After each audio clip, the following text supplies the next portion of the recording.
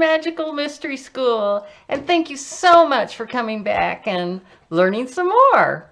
Well, today we're going to go over Jupiter and Saturn, and those are the two transpersonal planets. And you remember this from way back when? Remember, these are our personal planets.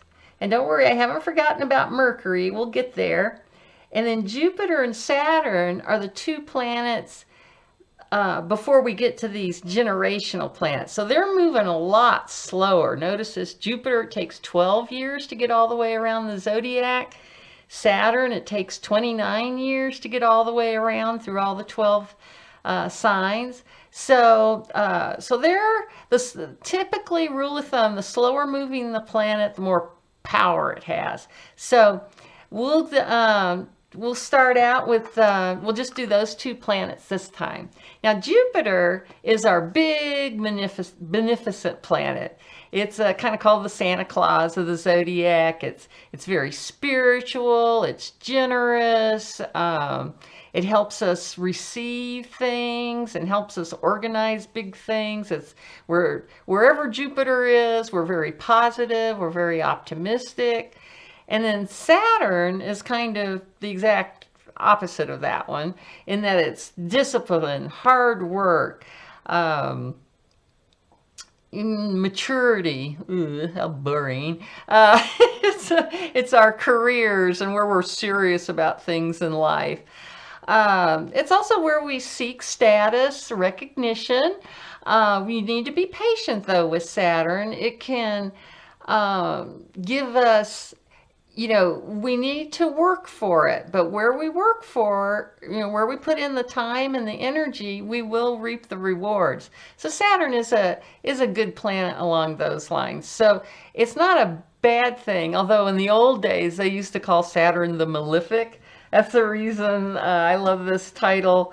She's got Saturn, a new look at an old devil. And that's kind of what it used to be, but it's now not so much. So okay, so I'm going to just put you on pause here for a second. Okay, so we're going to start, and we did Libra rising for Mars. So now we're going to do Scorpio rising for Jupiter. So just in general review, the Scorpio on the first house, a very intense looking person. You can see it in their eyes. Very, very passionate there. Very determined. Works really hard. But with Jupiter there, we're going to find this sort of a little bit more confidence, a little bit more lighthearted. It will tend to lift up that Scorpio, and give us a sense of feeling like we can accomplish things in a big way. So there is going to be more of a Jupiter there is going to give us a little bit of brightness to that Scorpio that can get kind of dark sometimes. Okay, so we did the first two quadrants last time around, so we'll do Taurus. Or do the third quadrant with Taurus on the cusp of the 7th house. And the 7th house is our marriage partnerships. So what's really super nice about that is people with Taurus or with this signature, they're actually going to attract wealthy people as their marriage partners or their business partners. They're going to attract wealth into their life. And also they will want to spend money, go a little bit bigger way on their partner, just like their partner's going to want to spend money on them. But there is going to be very much an honesty, a fairness to this signature of Jupiter in the 7th. A very moral person, a very spiritual person. So you won't have to worry too much about someone sneaking around on you or anything like that. And I will also, now that I'm up above the horizon, I'm going to talk a little bit more about careers and things like that. Below the horizon is more how we are individually.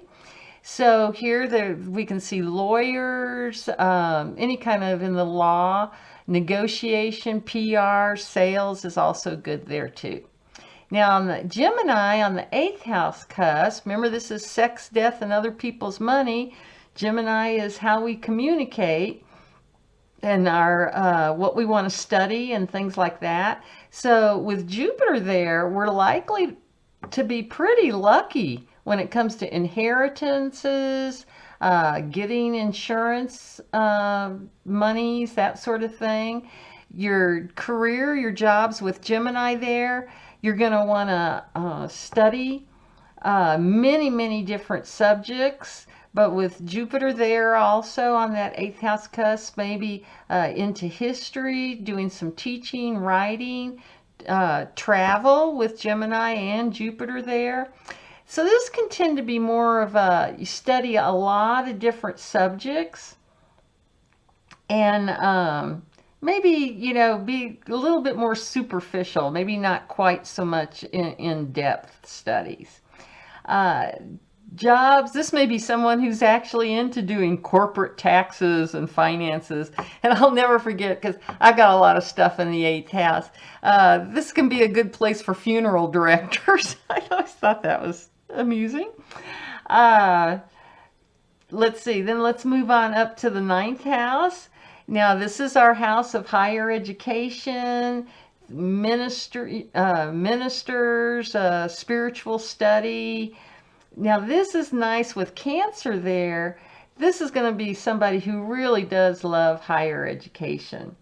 They're going to be, this is and with Jupiter in that house, they are going to be not only do they get a PhD, but they get a law degree and a medical degree and, just crazy amounts of with Jupiter, it's really going to accentuate that interest in getting education.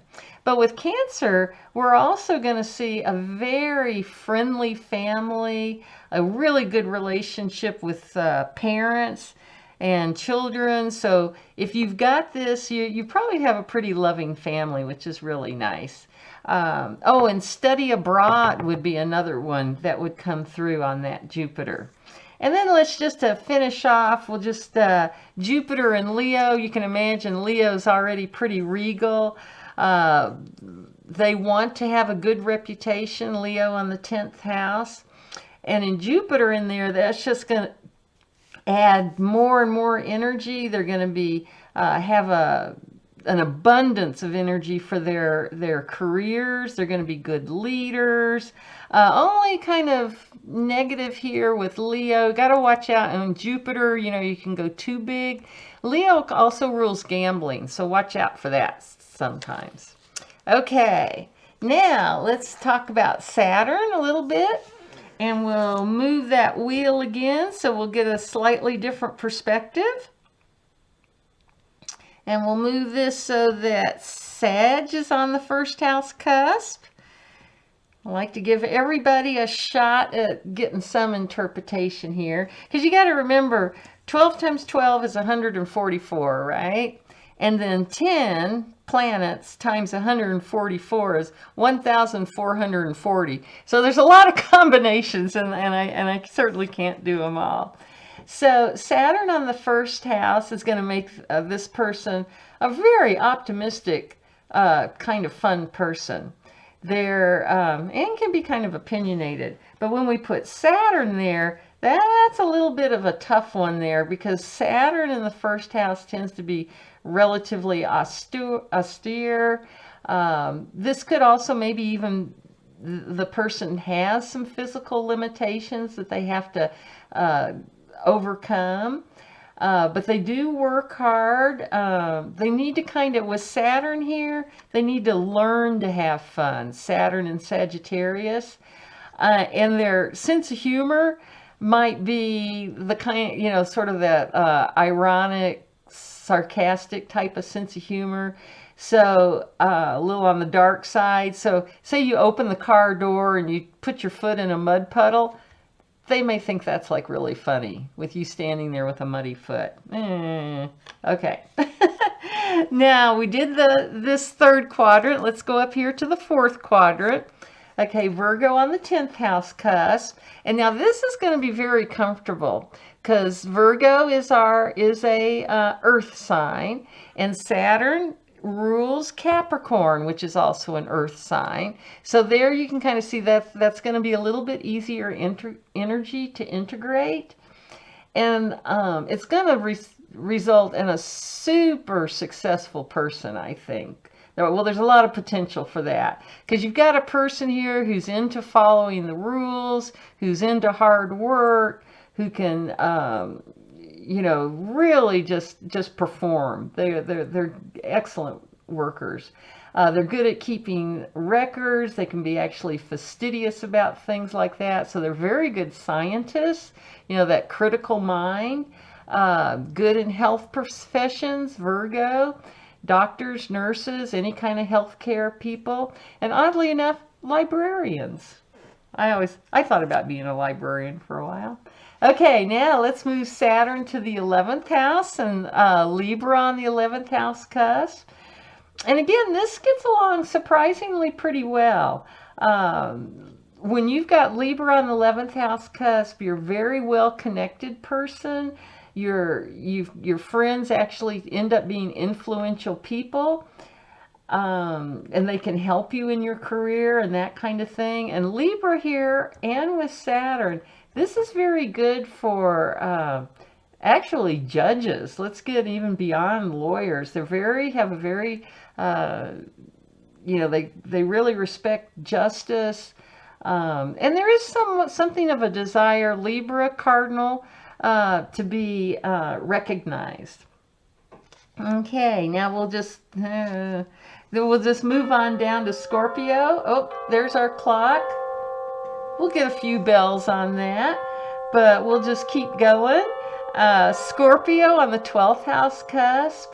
Now on this one, the biggest thing I'm going to say is you must serve others. There's not really much recognition going on here. Scorpio's a pretty shy, private sign. 12th house is the house of isolation.